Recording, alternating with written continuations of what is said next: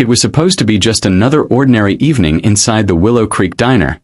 But when a cruel customer humiliated a 61-year-old waitress, he had no idea that John Cena, the true owner of the diner, was silently watching. What followed shocked everyone inside. If you enjoy this story, don't forget to like, share, and subscribe, because tomorrow we'll bring you an even more powerful story just for you. The sharp, ugly crack of a slap echoed through the quiet diner. A sound of pure, unthinkable cruelty. A kind 61-year-old waitress staggered back, her hand flying to her cheek, her eyes filled with shock and humiliation. The customer who hit her sneered, completely unaware that the quiet man in the corner, John Cena, had just seen everything. What is the worst behavior you've ever seen in public? Let us know in the comments below. You must stay until the end because the way John Cena delivers justice for this woman is a moment you will never forget. The rain that evening wasn't just falling. It was drumming against the large plate glass windows of the Willow Creek Diner. A relentless tiny fist demanding entry. Inside, however, was a sanctuary. The air was a warm, comforting blend of fresh coffee, frying bacon, and something else. Something that smelled like a kinder, simpler time. The red vinyl booths, worn smooth by decades of conversations, gleamed under the soft golden light. It was the kind of place that held on to its memories, and John Cena had come here specifically for that reason. He wasn't here on business. Not really. He was here because an old friend had told him about a place in rural Ohio that was like a time capsule. A diner that felt exactly like the one his own mother had worked at all those years ago. Before the movie sets, before the world knew his name, his life had been shaped by the rhythm of a place just like this. He remembered the scent of bleach and coffee on his mother's apron when she came home. The quiet strength in her hands, the weariness in her eyes that she always tried to hide behind a smile. He had come here in his disguise as John, a quiet traveler passing through, to feel a piece of that memory again. And for the first hour, it had been perfect. He had been watching Eleanor Vance, and it was like watching a ghost. At 61, she moved with the same unhurried, practiced grace his mother had possessed. Her silver hair was pulled back in a neat bun. Her uniform was crisp, and the lines around her eyes were a road map of every smile she had ever given a stranger. She patiently helped an elderly gentleman. Eleanor approached his table with her customary gentle smile, her order pad ready. "Good evening, sir. Welcome to the Willow Creek. Can I start you off with some coffee while you look at the menu?" The man, Davies, barely glanced up from his phone. "Yeah, black coffee.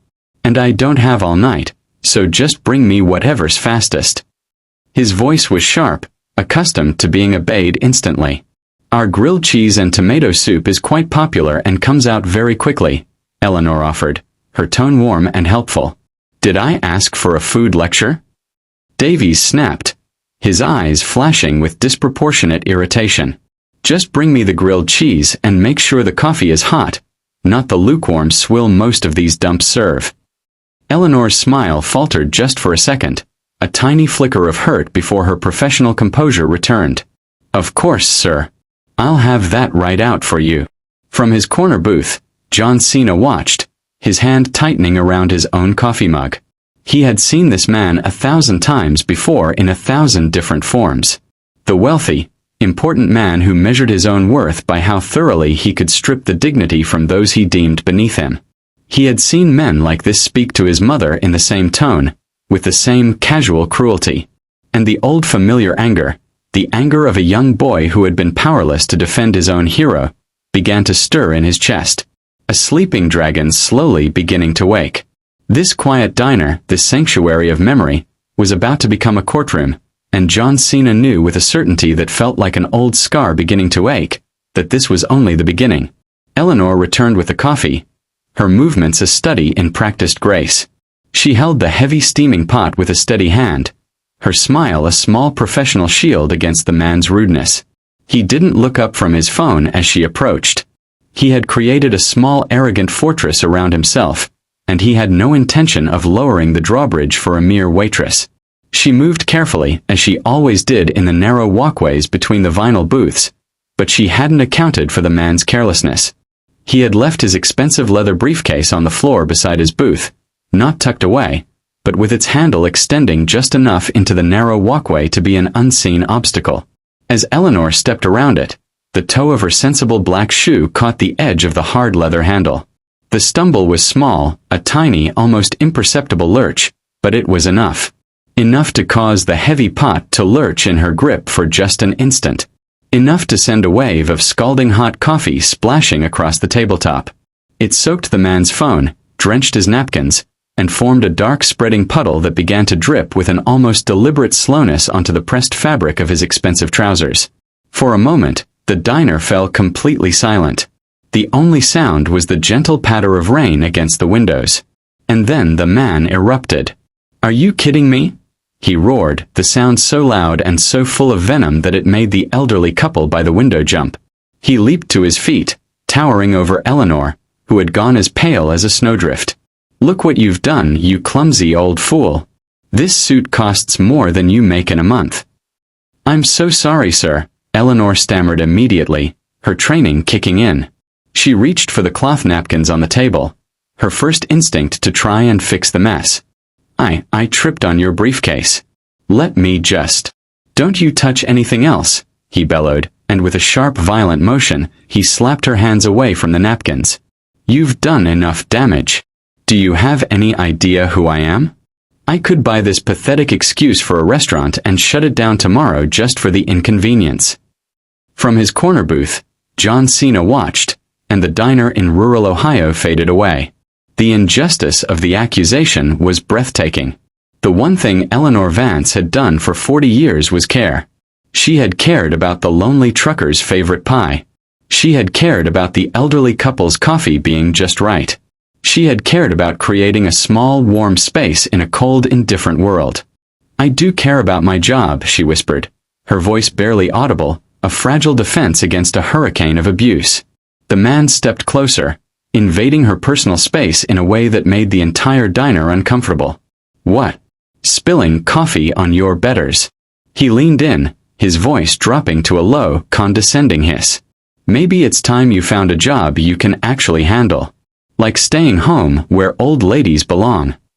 Every word Davies threw at Eleanor was a splinter of a memory lodging itself deeper into John Cena's old wound. The quiet traveler known as John was disappearing, and in his place was a son who was watching his own mother being humiliated all over again. That final ageist insult was the one that broke her. Eleanor's professional composure, a shield she had held for 4 decades, finally cracked. Her eyes, which had been wide with shock, now glistened with tears she was fighting desperately not to shed. But it was the sight of her tears that seemed to enrage the man even more. It was as if her show of vulnerability was a final, unforgivable act of incompetence. Maybe it was the stress of a business deal gone wrong earlier that day, or the divorce papers he'd reportedly received that morning. Or maybe it was simply the culmination of a lifetime of believing that money gave him the right to treat other human beings as less than. Whatever it was, in that moment something inside him snapped completely. His hand moved faster than anyone could react. The sharp, ugly crack of flesh meeting flesh echoed through the diner like a gunshot. Eleanor's head snapped to the side from the force of the slap, a small choked gasp escaping her lips. Her hand flew instinctively to her reddening cheek as she staggered backward, kept from falling only by the edge of the counter. The diner fell silent. A collective horrified gasp sucked from the air. Even the rain seemed to pause in shock. The line had been crossed. And in the corner booth, the quiet traveler known as John had finally and irrevocably stopped being a witness. The silence that followed the slap was a living thing. It was heavier than the humid rain-soaked air outside, thicker than the smell of old coffee and fried bacon. It was a silence filled with a collective, horrified disbelief. The elderly woman by the window gasped, her hand flying to her own mouth as if she had been the one struck. The trucker in the corner half rose from his seat, his massive hands clenched into fists, his face a thundercloud of righteous fury. Every person in that small, humble diner had just become an unwilling witness to an act of profound, unforgivable violence. Eleanor stood frozen, one hand pressed to her burning cheek. The red mark was already darkening, a cruel, stark handprint against her pale skin. But the Rayal wound was deeper. It wasn't the physical sting that made the tears finally flow freely down her face. It was the crushing, soul-deep humiliation. In her 40 years of waitressing, she had endured insults, condescension, and every form of rudeness imaginable. But to be struck, to be physically violated in her own workplace, her second home, the one place on earth where she had always felt safe and respected, was a violation that had shattered something deep inside her. The man who had hit her, Mr. Davies, seemed almost pleased with himself. He looked at her tears not with remorse, but with a cold, smug satisfaction. He straightened his tie, the picture of a man who believed he had just successfully put an inferior in her place. That, he spat, his voice dripping with contempt, is what happens when you don't know your place. He reached into his wallet, pulled out a crumpled $5 bill, and threw it contemptuously onto the coffee stand table. Consider that a lesson in customer service. But in the quiet corner booth, a different kind of storm was gathering. The man known as John had gone very, very still. He hadn't flinched. He hadn't gasped. He had simply watched the slap land. And in that instant, the quiet traveler, the sad-eyed observer, had been burned away, leaving behind something as cold, as hard, and as dangerous as a shard of obsidian. Davies was busy dabbing at his suit with a napkin, completely absorbed in his own petty grievances, when John Cena's shadow fell across his table. "Excuse me," John Cena said. His voice was calm. It was level. And it was the most dangerous sound in the room. "I think you need to leave." Davies looked up, his face still flushed with his own ugly triumph, now twisting with a fresh wave of disbelief. "Who the hell are you?" He laughed, a harsh, grating sound. "Another minimum wage hero trying to play knight in shining armor? Mind your own business, buddy." John Cena did not move. His presence, so quiet and unremarkable just moments before, now seemed to fill the entire diner. "I am making it my business," he said, his voice never rising, but somehow gaining an unmistakable weight of authority. "You just assaulted an employee. You need to go now." "Assaulted?" The man scoffed, puffing out his chest and standing to his full height, trying to use his size to intimidate this quiet stranger who had dared to challenge him. "I gave her a little tap to teach her some respect. Maybe you could use the same lesson." He took a menacing step toward John Cena, his fists clenched, ready to double down on his own brutality. The elderly couple watched with bated breath. Mary stood behind the counter, trembling, her eyes wide as she watched this stranger. This man who reminded her so much of someone she couldn't quite place, defending her honor. And as Davies prepared to escalate the violence, John Cena simply reached into his jacket pocket. For a moment, Davies seemed to think he was reaching for a weapon. He actually took a half step back. But what John Cena pulled out was something far more devastating, far more final than any gun or any knife. It was a simple black business card. John Cena held the small black business card between two fingers. He didn't offer it. He just held it. A quiet, simple object that seemed to absorb all the light and sound in the room. Davies, who had been poised for a physical confrontation, was completely thrown off balance. He stared at the card, his bravado faltering, a flicker of confusion in his eyes. "What's that supposed to be?" he sneered, though the question lacked the conviction of his earlier insults. "Let me introduce myself properly," John Cena said, his voice still a low, steady calm that was more unnerving than any shout. "My name is John Cena." He placed the card gently on the counter. The simple, elegant text was now visible. It didn't say CEO. It didn't list a title. It was far more powerful than that. It just had his name, and below it, the name of the company that owned this small humble diner and hundreds of others just like it across the country. The name John Cena was a quiet explosion in the small diner. The elderly woman's eyes went wide. The trucker let out a low whistle of pure, unadulterated shock. And Eleanor just stared, her mind frantically trying to reconcile the face of the kind, quiet man who had reminded her of a memory with a globally famous face that was now coming into sharp, impossible focus. But it was Davies whose reaction was the most profound. The color drained from his face, leaving a pale, sickly sheen of sweat on his forehead. The name of the hospitality group was one he recognized. It was a giant in the industry, a corporation whose name carried immense weight in the business world he so desperately wanted to dominate. The implications of what he had just done, who he had just done it to, hit him with the force of a physical blow. His world, which had been a fortress of arrogance and entitlement just moments ago, had just crumbled into dust. "That's right," John Cena continued, watching the man's reality collapse in real time. His voice held no triumph, only a cold, hard clarity. "You just assaulted an employee of mine." The contempt in his tone stripped Davies of the last shred of imagined power he had. He was no longer a powerful businessman. He was just a bully who had been caught. Davies began backing away, his hands held up in a placating gesture, his expensive suit suddenly looking rumpled and cheap. "Look, this is all a misunderstanding," he pleaded, his voice now a desperate whine. "I'm having a bad day. Business pressures, you know how it is. I'll pay for any damages. I'll pay for her medical bills. Just, please don't make this a public thing. I have a reputation." "The damage you've done tonight can't be fixed with your money," John Cena replied, following him, his steps slow and deliberate. A quiet, unstoppable force of nature. "You didn't just hurt a woman. You humiliated her. You attacked her dignity. And you showed everyone in this room exactly what kind of man you are." John Cena stopped at the diner's front door, holding it open. The cold, rainy night was a stark backdrop to Davies's public ruin.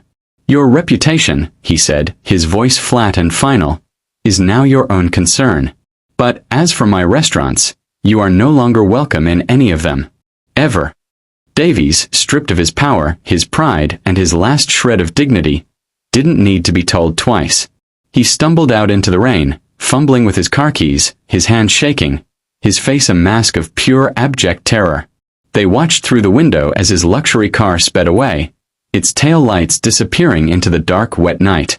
The moment he was gone, John Cena turned back to the room. The silence had returned, but this time it was filled not with shock, but with a profound, almost reverent awe. His gaze found Eleanor, who was still standing behind the counter, tears still flowing down her cheeks, but now they were tears not of humiliation, but of a quiet, overwhelming relief and gratitude. And as he began to walk toward her, a new and in some ways much more difficult part of his mission was just beginning. He had dealt with the aggressor. Now he had to find a way to heal the wound. With Davies gone, the tension that had held the diner in its grip finally broke. The elderly couple slowly began to eat their now cold apple pie, whispering quietly to each other. The trucker, with a final respectful nod toward Eleanor, paid his bill and left. The room began to breathe again. John Cena walked to Eleanor, who was still standing behind the counter, looking dazed, one hand still unconsciously touching her reddened cheek. Her eyes were wide with an amazement that was still struggling to process the evening's impossible events. She had been defended not just by a kind stranger, but by one of the most famous men in the world, a man who impossibly owned the very diner she had worked in for 15 years. "Ma'am," John Cena said gently, his voice now stripped of all its earlier hardness. "Are you all right? Do you need a doctor?" Eleanor shook her head, still seeming lost in a fog of shock and relief. I'm fine," she whispered, though the angry red mark on her face suggested otherwise. "Just, thank you. In 40 years, no one has ever." Her voice trailed off, overwhelmed. "No one should ever have to," John Cena said simply, his voice firm with a conviction that was absolute. He looked into her eyes, and in their tired, watery depths, he saw something that troubled him more than the slap itself. He saw a quiet, resigned acceptance, as if being treated poorly was a familiar, expected part of her life. And it was that look, more than anything else, that told him this story was not yet over. He stayed long after the last customer had gone, after the neon open sign had flickered off. He stayed and helped her with the closing routine, a task he knew by heart from a life lived long ago. He took the heavy coffee pot from her trembling hands. He stacked the chairs on the tables, his movements practiced and efficient. He worked in a comfortable, companionable silence, waiting. He knew that for a woman who had spent a lifetime making others feel comfortable, she would only truly speak when the work was done. It was in the quiet, sterile light of the empty diner, as she was wiping down the last of the counters, that her voice finally broke the silence. "I've been called stupid, slow, and as you heard tonight, too old for my own life." John Cena heard the bitter echo of his own mother's stories in her words, the same quiet litany of 1,000 small cuts that, over time, could bleed a person's spirit dry. "And your managers?" John Cena asked quietly. "What do they tell you when these things happen?" Eleanor's laugh was a short, bitter, and utterly heartbreaking sound. "Oh, they have their script. Handle it professionally. Don't escalate. Remember that a difficult customer is still a paying customer. I've seen good waitresses, young girls, fired for what they called an attitude problem, when all they did was stand up for themselves." Her voice dropped to a whisper. "So you learn. You learn to just disappear. Become part of the furniture. And you hope nobody notices you enough to cause you trouble." John Cena saw it then with horrifying clarity. The slap hadn't been an isolated incident. It was the predictable, inevitable result of a corporate culture he himself had created. A culture that, in its relentless pursuit of customer satisfaction and profit margins, had systematically stripped its own employees of their power and their voice. He had created a system where an employee's dignity was considered an acceptable sacrifice for a paying customer's temper tantrum. "I'm going to change this, Eleanor," he said suddenly, the words surprising even himself with their intensity. "All of it." She looked at him with the skeptical, weary expression of a person who had heard a lifetime of empty promises from men in suits. "With respect, sir," she said, her voice gentle but firm. "You seem like a good man. But you're a CEO. You'll go back to your office. You'll send a memo. And nothing will really change for people like me on the floor." Her words stung because he knew they were true. How many times had he done exactly that?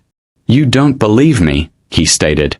"I want to," she replied honestly, meeting his eyes. "But I've been invisible for so long.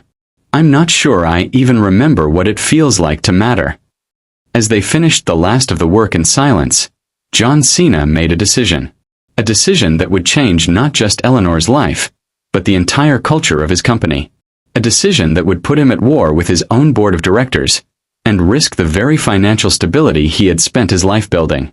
He knew it wouldn't be enough to just fire the bad customers. He had to rehire the humanity his own company had lost.